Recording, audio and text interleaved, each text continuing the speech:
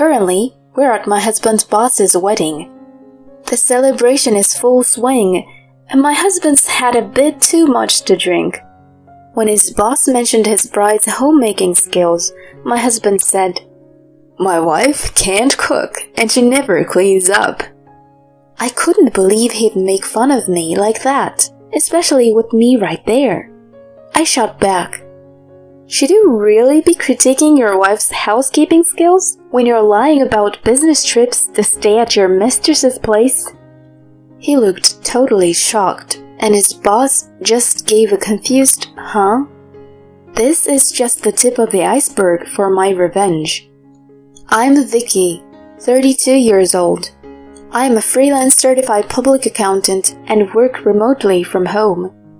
My job as a CPA involves managing financial information, producing reports, and auditing. In simpler terms, I'm self-employed and provide financial services to my clients. I married my now husband, an office worker, 3 years ago after a friend introduced us. I was instantly attracted to his outgoing and friendly nature. It wasn't like me, but I went out of my way to get his attention. Fast forward, and 2 years ago, we welcomed our daughter, Amy, into our lives. While I'd love to say everything's been a fairy tale, since getting married, I've noticed Arthur tends to slack once he feels he's secured something. He does his job, pays his bills, and isn't aggressive or mean. But he doesn't lift a finger at home, dumping all domestic and childcare duties on me, claiming, "That's a woman's job, right? I'm working hard out there, so quit nagging." What century is he from? I'm not asking for him to take over everything, just some support when I'm swamped. He assumes my days are a breeze. He thinks I'm lounging around, working when I feel like it. He even once quipped about my setup. "It must be sweet staying at home all day. I've got piles of work, a boss to please, and clients to deal with. You wouldn't get it." Even though I'm at home, he expects me to handle all the chores. I fired back. "Hold on a sec. I am working from home. Juggling that with Amy is not easy." He responded, "Really? Looks to me like you're just goofing off on the computer. Wish I could work from home and take it easy without anyone seeing." He said it with a smile. I don't think he meant any harm, but it did irk me how he downplayed my work. On the bright side, he occasionally takes Amy to the park, and they play together sometimes on weekends. He always makes it a point to be home for special days like birthdays or Christmas, showering Amy and me with gifts. We've had our share of good times. That's why I've been keeping my frustrations to myself. I mean, maybe this is just how relationships are. No one's perfect, and compromise is part of the deal. I don't want to split from him. I take pride in how efficiently I juggle my remote job, house chores, and taking care of Amy. We had a system that kind of worked. But recently, his behavior has been off. He used to be a homebody on weekends, either buried in his comics or playing games. Lately, he's rarely home, often saying, "I'm heading out. Don't bother with dinner for me," before heading out the door. He doesn't just disappear from home on weekends. He's also often working overtime during the week. Sometimes, he even says he has to pull an all-nighter at work and then returns the next morning. It's strange that it happens so often throughout the month instead of just once or twice. This got me worried, so I confronted him about it one day. "Hey, it feels like you've been coming back home in the mornings a lot. Plus, you're always gone on weekends. How about we spend some quality time together as a family?" But his response was harsh. "How can you give your husband grief when he's busting his butt for this family? I'm killing myself out here working for us. He gave me a fierce look. But being the kind of person I am, I didn't look away. So, where are you always heading off to? At least tell me that. I'm not telling you to stay home, I just want to be in the loop. I've been hanging out at my boss, Carlos's house. His fiancée loves hosting parties all the time, and since I report to him, I get invited a lot. I'm familiar with Carlos. We've met. I've even attended one of his extravagant house parties. Carlos's fiancée, Sarah, was a model back in the day and is drop-dead gorgeous. Word is, they are living together and planning to get married. Sarah's my age, 32, but she could pass for someone in her early 20s. She's got fair, almost glowing skin and large eyes, rosy lips and vibrant apple-colored cheeks. She is slender with a graceful frame. Even seeing her as another woman, I had to admit, she was a knockout. But personality-wise, she left a lot to be desired. Sarah, I remember the first time I went to their house party and she walked up to me. That's a memory I wish I could shake, but can't. You're Vicky, right? Heard your cooking isn't that great. Sarah remarked with a sly smile. Her comment caught me off guard and I responded, Who told you that? Arthur was venting about it. Said he dressed dinner time because of the bad food. Her words left me reeling. The idea of Arthur bad-mouthing me to others was inconceivable. She went on. It's okay, you know. Everyone's got something they're not great at. And just because you think your meals are tasty doesn't mean your husband agrees. Guess you have to step up your cooking game. On the face of it, you'd think she was trying to be supportive, but she had this laugh, like she was getting a kick out of it. What a mean lady, I thought. Who directly shares a husband's gripes with his wife? Carlos really picked a winner with her. I mumbled sarcastically to myself. Another thought crossed my mind, though. Even if they were tight, would Arthur really talk about our home life to his boss's fiancée? I was about to get answers to my doubts in the worst way imaginable. It all unraveled on Amy's second birthday. I was hustling to get the room ready and the cake set up. I decided to throw a birthday bash in our large living room to make it special. Amy was taking a nap in her bedroom. The plan was to surprise her when she woke up. Arthur was pitching in, especially with the high-up decorations. But then his phone rang. He glanced at the number and seemed to hesitate. Intrigued, I probed. What's up? If it's a call, just answer it here. No, it's work. I'd rather not mix business with family time. There might be sensitive info. With that, he exited the room. He was gone for a good half hour, deeply engrossed in his chat. When he finally came back, he looked really shaken. Out of nowhere, he raised his voice at me. I got called into work. I'm heading to the office now. Out of nowhere, I was caught off guard and tried to hold him back. Hold on, are you really going to work now? Today is Amy's birthday. He brushed past me, giving me a frustrated look. Get the picture. There are bigger things at play here. Don't hold me up. With that, he bolted out the door. I was stunned by his abrupt reaction. His words kept replaying in my mind. How could he downplay our precious Amy's birthday like that? Why would he be so thoughtless? He told me he took the day off for this. What work emergency could be more pressing than Amy's day? I decided to peek in on the sleeping girl. She looked so serene. It would break her heart to learn her dad missed her birthday when she wakes up. Not knowing how to process everything, my mind was spinning. But then it hit me. I checked something in the kids' room and was horrified by my find. Anger welled up inside me. So that's what's been happening. That's the real reason he dashed out.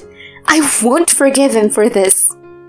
The next day, Arthur came home like nothing happened. Flashing a grin, he said, "Sorry about yesterday." I replied with a smile, "It's alright." But inside, I was plotting my next move. After a while, he filled me in about Carlos and Sarah's upcoming wedding. Turns out, she was expecting, so they sped up their wedding plans. We got an invite, and I had my own plans for their big day. Everything was going off without a hitch at the wedding. Arthur was living it up, sipping enough to get rosy cheeks. As I nibbled my food, I kept an eye on him.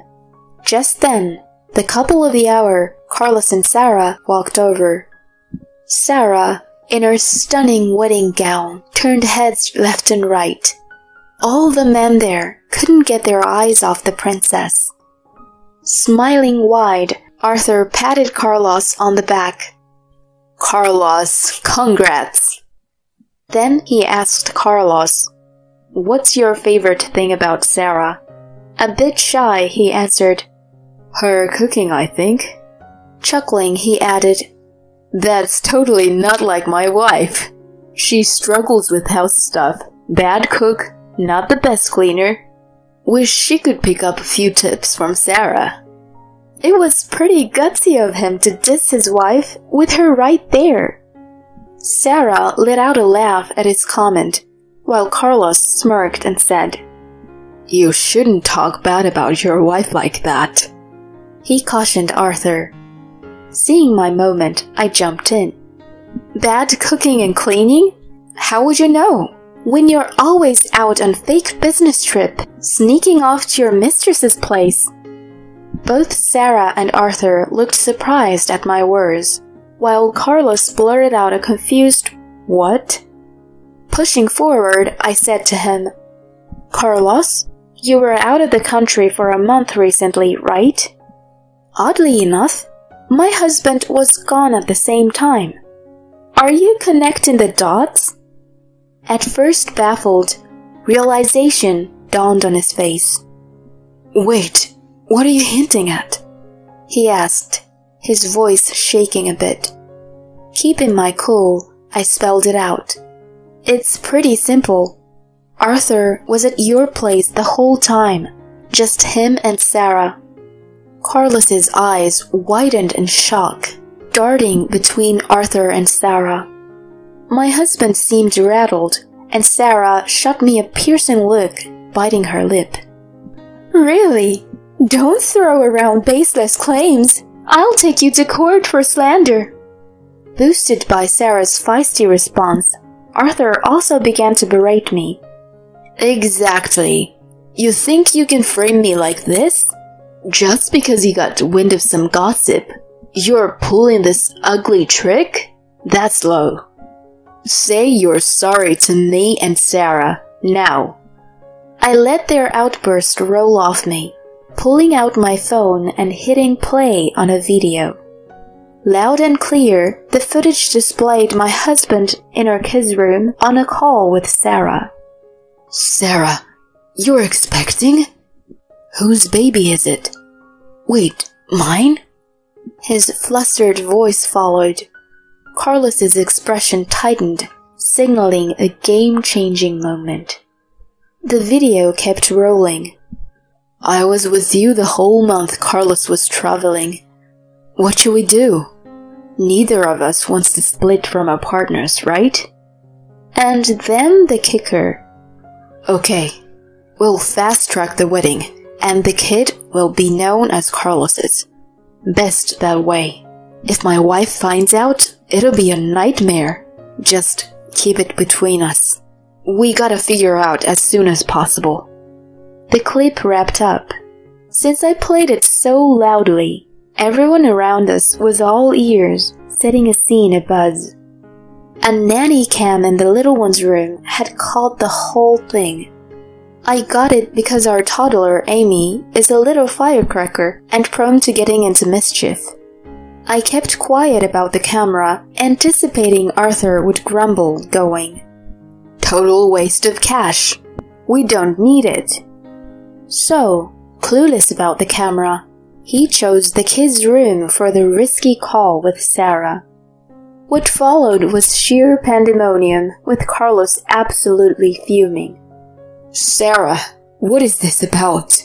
You said it was my baby.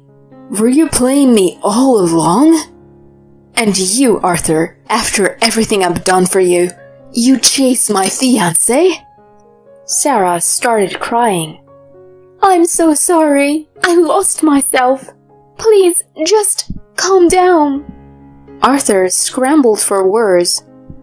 "I can't apologize enough. Hear me out. There's a reason behind it." The scene was bedlam. Needless to say, the wedding was off. "We'll hash this out later," Carlos muttered to me, lowering his gaze. With eyes blazing, Carlos escorted a weeping Sarah out, followed by both of their families. She was in for a storm from both sides. What remained was a mix of bewildered guests, me, and shell-shocked Arthur. "You planning on hanging around like a statue?" I said, and he snapped. "What did you just unleash, making a scene like that? Crying foul? All because you hooked up with your boss's girl and she's expecting, no less." Stumped by my response, he glanced downward, then hit me with puppy dog eyes. "You're not thinking about a divorce, are you? With all the dust settled, you've gotta feel better. Amy needs both her parents. Sarah and I are done. We get a redo, right?" More than ire, I was taken aback by his brazen plea. Did he honestly think we could just hit the reset button after all of that? The real reason he doesn't want to split is because Carlos is onto him about the affair.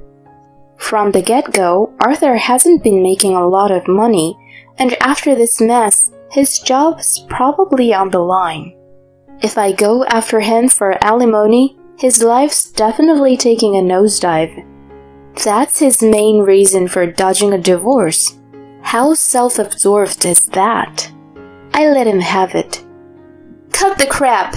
We're getting divorced! There's no walking this back. I'll be coming for compensation from both you and Sarah. Plus, I want child support. Get ready." Hearing this, he just lost it, tears and all.